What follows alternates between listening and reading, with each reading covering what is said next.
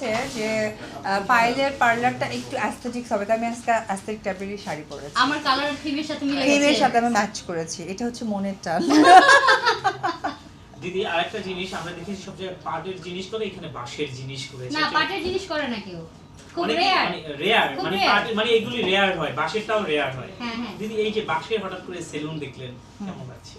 আমি শুরুতেই বলেছি যে ও ফুল বাংলাদেশের যে প্রেক্ষাপটটাকে সে তুলে ধরেছে, যেমন পাটের কার্টেন দিয়েছে, তারপরে আমরা শ্যান্ডেলিয়ার অলওয়েজ ক্রিস্টাল বা মিরর এর মধ্যে আমরা থাকার চেষ্টা করি, ও এইখানে বাঁশ দিয়ে করা যেটাকে আমরা বেতের বলি সেটাকে রেখেছে। এবং নর্মালি টিস্যু বক্সগুলো দেখলেও আপনারা খেয়াল করবেন, এবং আমাদের মেকআপ যে হোল্ডারগুলো, ব্রাশ রাখার হোল্ডারগুলো, যে এগুলো সেগুলো দেখলে বাঁশের। হ্যাঁ একদম বাস্কেটগুলো পর্যন্ত দেখা যাচ্ছে যে ও কিন্তু বাঁশের ছোঁয়াটা রেখেছে। মানে পুরো স্যালুনটাতে আসার পর যে একটা অ্যাস্থেটিক্স ব্যাপার, যে আমাদের দেশকে প্রেজেন্ট করার মতো, সেই ফিলটা টোটালি রেখেছে। এবং সহকারী যেটা হচ্ছে যে কালার কারেকশনটা সো নাইস। এখন বোঝাই যাচ্ছে যে এই স্যালুনের সার্ভিসটা কত ইউনিক হবে। আপনি কবে আসবেন সার্ভিস নিতে সেটা বলেন।